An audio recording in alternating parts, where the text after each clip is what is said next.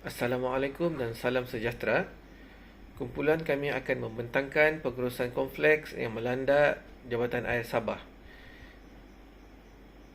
Senarai ahli kumpulan, saya sendiri Zakaria bin Muhammad Jasni, nombor matriks 275850. Kawan saya Dayang Nur Syahada Ismail, nombor matriks 275242. Farazira Imran, nombor matriks 275859. Izal Fazlin bin Ahmad, nombor matriks 275011. Sufia Lijon, nombor matriks 267401. Bahagian bab pengenalan. Akses terhadap sumber air merupakan satu keperluan bagi setiap manusia yang mana ia merangkumi kebolehcapaian setiap insan terhadap bekalan air yang mencukupi yang mempunyai tahap kualiti yang diyakini. Hal ini selaras dengan tonggak ke-6 Matlamat Pembangunan Mantan yang telah diperkenalkan pada tahun 2016. Antara intipati di bawah tonggak ke-6, air bersih dan sanitasi, Pertubuhan Bangsa-Bangsa Bersatu menekankan matlamat untuk memastikan akses terhadap air dan sanitasi untuk semua.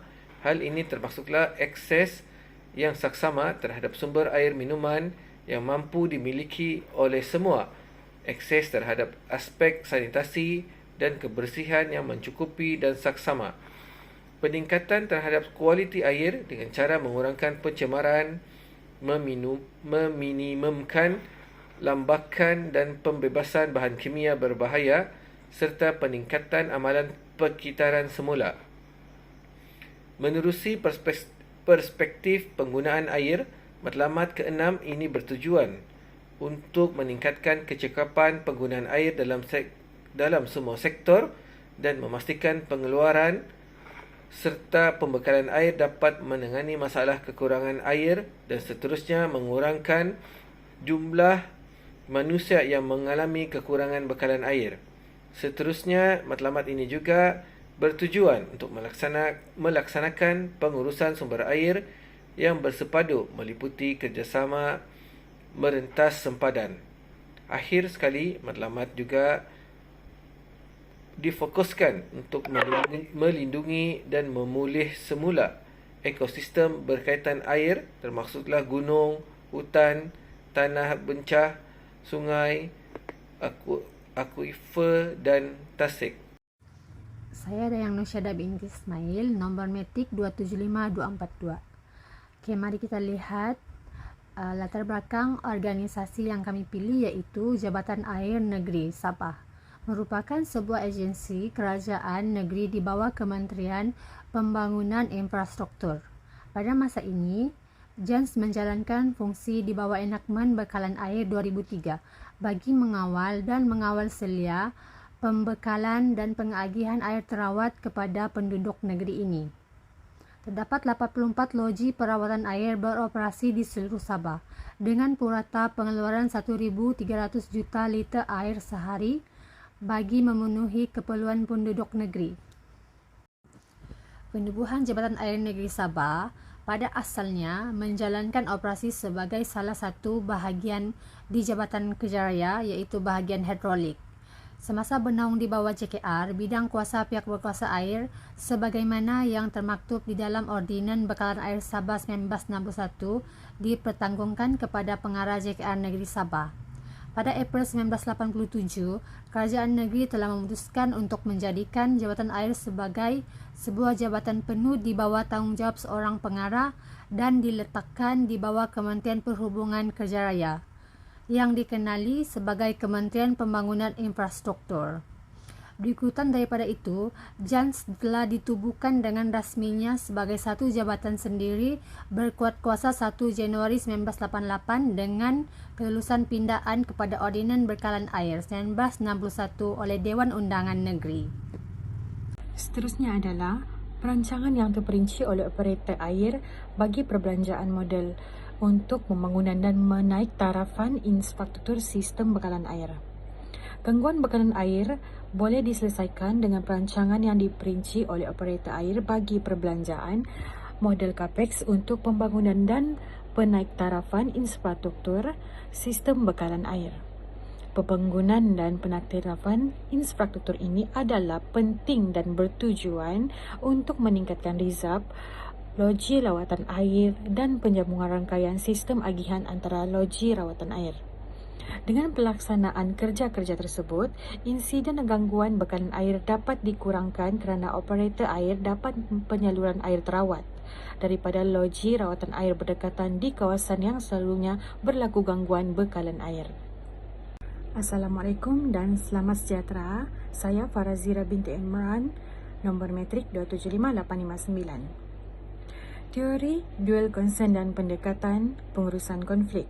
Pendekatan pengurusan konflik merupakan tindakan dan strategi seseorang individu apabila berhadapan dengan konflik yang wujud dalam persekitarannya. Konsep pendekatan pengurusan konflik merujuk kepada tindakan individu dalam menyelesaikan konflik yang berlaku dalam kesatuan sekerja dan kumpulan rundingan yang mewakilinya. Pendekatan pengurusan konflik yang digunakan adalah berpandukan teori dual concern yang bertujuan untuk meramal hubungan di antara strategi pengurusan konflik dan bentuk perundingan. Penambahbaikan yang perlu agar isu atau masalah tersebut mencapai matlamat. Penubuhan Suruhanjaya Perkhidmatan Air Sabah adalah salah satu inisiatif yang akan dimasukkan dalam Hala 7 Jabatan Air Negeri Sabah. Sekaligus langkah jangka panjang menangani masalah air di negeri ini. Timbalan Ketua Menteri Datuk Seri Bung Mokhtaradin berkata, antara peranan yang dimainkan oleh Suruhanjaya ini termasuklah mengawasi perkhidmatan air dan pembentukan di negeri berkenaan. Kita yakin penubuhan Suruhanjaya ini akan mengurangkan birokrasi dan meningkatkan kecekapan negeri mengurus masalah air yang sekian lama berlaku di negeri ini. Assalamualaikum. Berikut merupakan penambahbaikan yang perlu dilakukan agar isu atau masalah tersebut mencapai terselamat. Yang kedua, penumbuhan unit integriti di bawah pengurusan sumber manusia.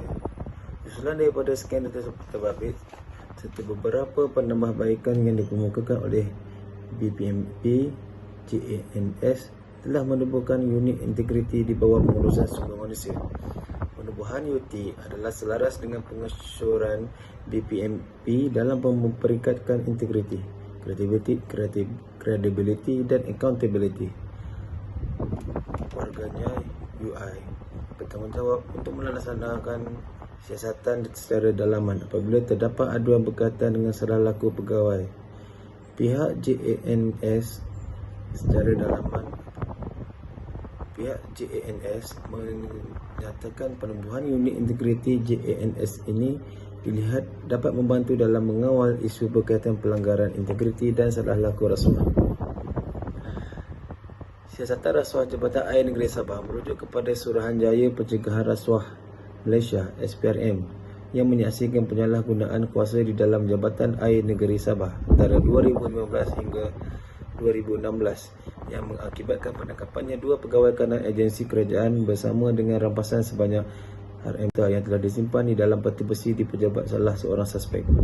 Bersama-sama dengan wang tunai berjumlah 52 juta yang disita dari pelbagai tempat, termasuk dari rumah pejabat yang termasuk barang emas dan batu, jam tangan jenama mewah, 94 beg tangan berjenama, 9 kereta mewah dan fail mengandungi 127 gram tanah kedua-dua pegawai tersebut. Seorang lagi ahli perniagaan bergelar Datuk, salah seorang adik-beradik daripada pegawai dan akauntannya juga turut tertangkap berkaitan dengan kes itu. Semasa merampas RM52 juta itu, ahli SPRM yang terdiri daripada 30 orang mengambil masa 15 jam untuk meneruskan menggunakan nombor siri untuk menganggarkan beberapa susunan yang dimaterial. Jumlah perampasan itu kemudian meningkat kepada 53.7 juta, RM 112 juta dan akhirnya kepada 114.5 juta. Dengan kes ini dianggap sebagai penyertaan yang terbesar oleh SPRM dalam sejarah rasuah negara. Sehingga 12 Oktober 2016, 4 orang masih ditahan dengan 5 orang lagi dipanggil untuk membantu memudahkan siasatan. Berikutan kenyataan rekod daripada 40 orang, termasuk pegawai dan kontraktor. Salam sejahtera, nama saya Sylviana Lee John, pemegang nomor matriks 267401. Saya akan teruskan pembentangan dengan pendirian tentang isu bekalan air di Sabah dengan kupasan yang wajar.